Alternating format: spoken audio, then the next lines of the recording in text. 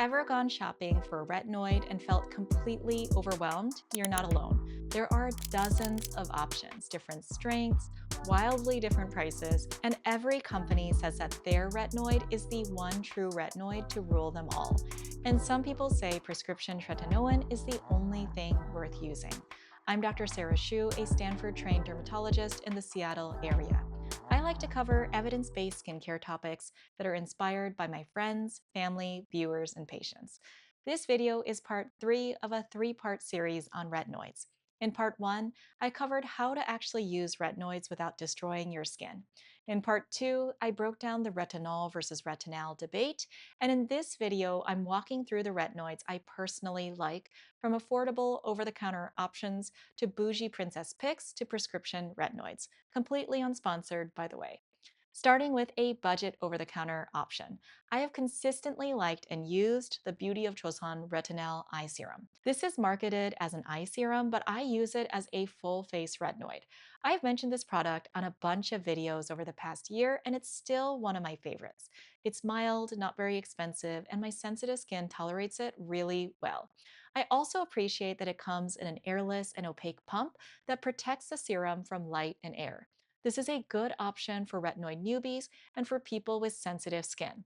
FYI, for people with very sensitive skin or eyes, even though this is called an eye serum, you might need to stay away from your eyelids or start really conservatively, like just the tiniest little dab once or twice a week. I also think that it's a good value. You can pick it up at Sephora or Amazon for around $17, but I've seen it on sale for $12 or $13. Some of my commenters have recommended Geek and Gorgeous. I haven't tried that one myself, but it gets a lot of good reviews, and I like the price too. Their retinoids are between $15 and $20. Mid-price to fancy options I like include Medik8's Crystal Retinal line. I like how they have 6 stages because having a ladder of strength options helps different people choose a starting point that makes sense to them. Their Strength 1 starts with just 0.01% retinol, and their strongest form has 24 times that, or 0.24%.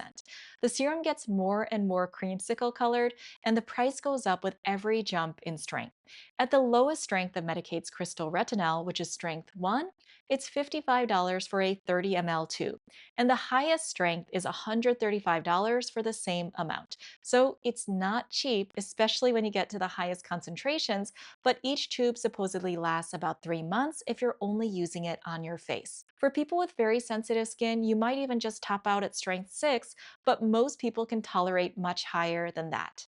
Some high-strength retinols, including the stronger Medik8 Crystal Retinal options, are very orange and they make you look like you have a condition called carotenemia.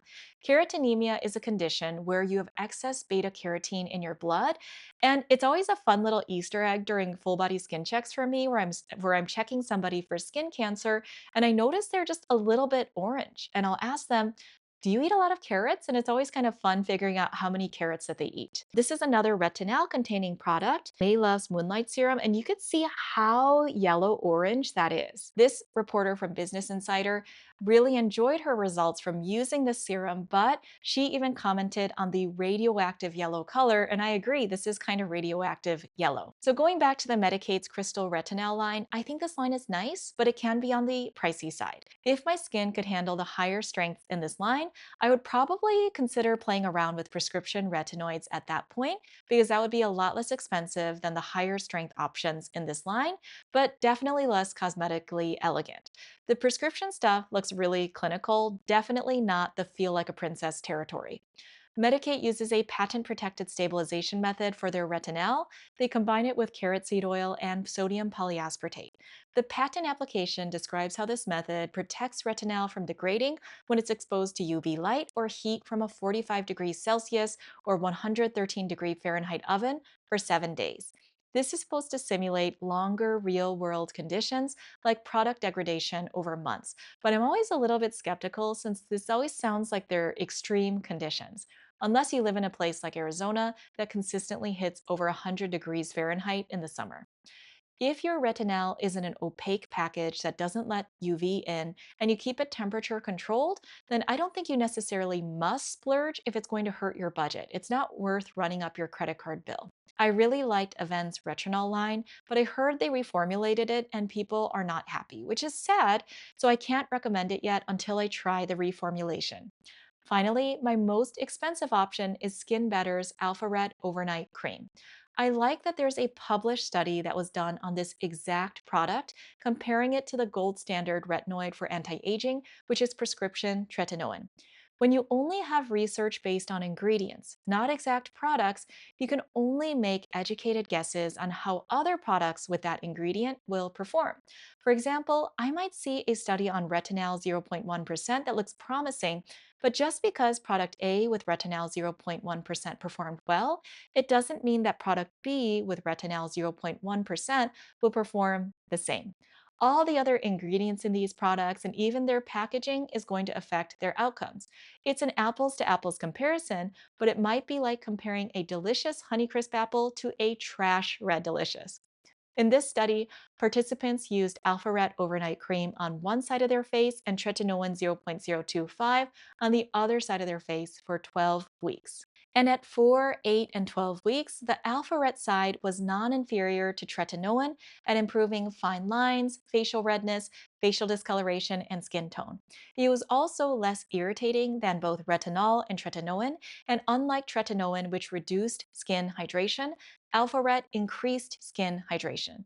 So for people who can't tolerate tretinoin and can afford it, this is a really nice product. It is a whopping $210 for 1 ounce, which lasts about 3 months for face-only use.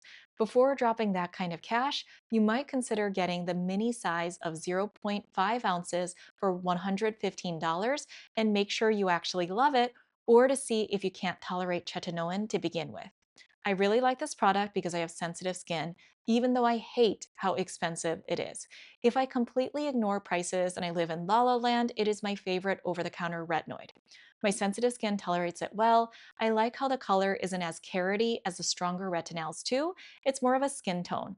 It has a little bit of an odd smell to me though, but that doesn't stick around.